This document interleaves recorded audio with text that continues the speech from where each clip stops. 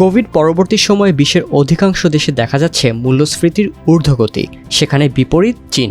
বৃদ্ধির পরিবর্তে এশিয়ার বৃহৎ অর্থনীতির দেশটিতে কমেছে পণ্যের দাম, অর্থাৎ চীন এখন ভুগছে মূল্য সংকোচনে।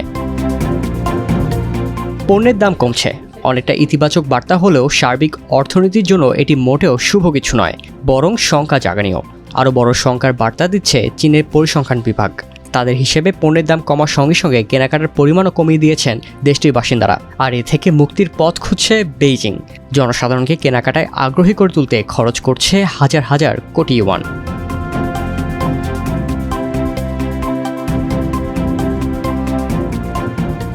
করোনা সংক্রমণ শুরুর আগে চীনে অর্থনৈতিক প্রবৃদ্ধি হতো অন্তত 5%।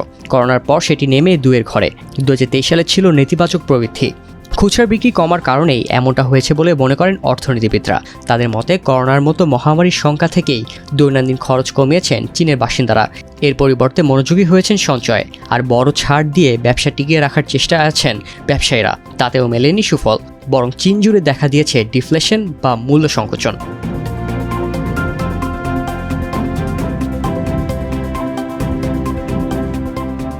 বাজারে পণ্যের দাম ক্রমাগত কমতে থাকে। তাদের অর্থনীতির ভাষায় বলা হয় ডিফ্লেশন বা মূল্য সংকোচন। শুনতে ভালো লাগলেও এটি অর্থনীতির জন্য খুব বড় বিপদের কারণ হতে পারে, কারণ যখন দাম কমে তখন ব্যবসায় লাভ কম হতে থাকে। এতে খরচ কমাতে কর্মী ছাঁটাইয়ের মতো সিদ্ধান্ত নিতে হয় ব্যবসায়ীদের। বন্ধ হয়ে যায় কর্মী নিয়োগ প্রক্রিয়া।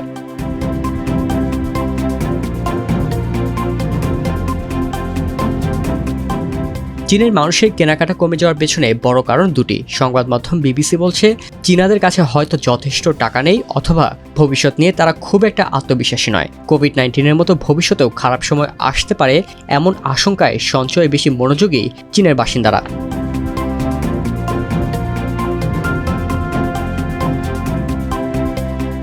পাঁচ শতাংশ হারে অর্থনৈতিক প্রবৃদ্ধির লক্ষ্য নির্ধারণ করেছে চীন সরকার, কিন্তু বর্তমান বাস্তবতায় সেটা বেশ কঠিন। তা সত্ত্বেও অর্থনৈতিক সংকট থেকে উত্তরণে বেশ মনোযোগী শি জিনপিং প্রশাসন। সামাজিক নিরাপত্তা, কর্মসংস্থানে এবং আর্থিক খাতে বিনিয়োগ বাড়াতে নানা পরিকল্পনা গ্রহণ করা হয়েছে। পাশাপাশি বাজারে অর্থ সরবরাহ বাড়াতে ভাতা ও আর্থিক প্রণোদনা দেয়া হচ্ছে।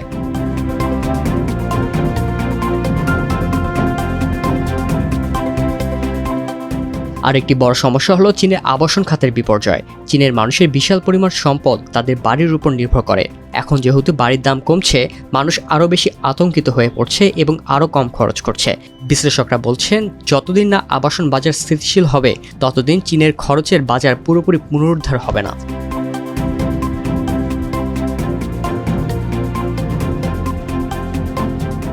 চীনে ঐতিহ্যগতভাবেই সঞ্চয়ের প্রবণতা বেশি। 2024 সালে চীনা পরিবারগুলো তাদের আয়ের 32% সঞ্চয় করেছে। তুলনার জন্য যুক্তরাষ্ট্র ও যুক্তরাজ্যের ক্ষেত্রে এটি 80%, আর ভারতের ক্ষেত্রে 70%।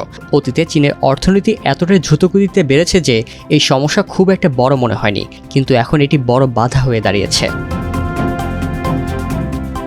একটা সময় চীনের ই-কমার্স এতটাই জনপ্রিয় ছিল যে মানুষ নিজেদের মজার ছলে হাত কাটা বলে ডাকত, কারণ তাদের কেনাকাটা করার হাত গুটিয়ে রাখা মুশকিল ছিল। 2019 সালে একদিনে $57 বিলিয়ন পণ্য বিক্রি হয়েছিল চীনে, কিন্তু এখন বিক্রি একদম কমে গেছে।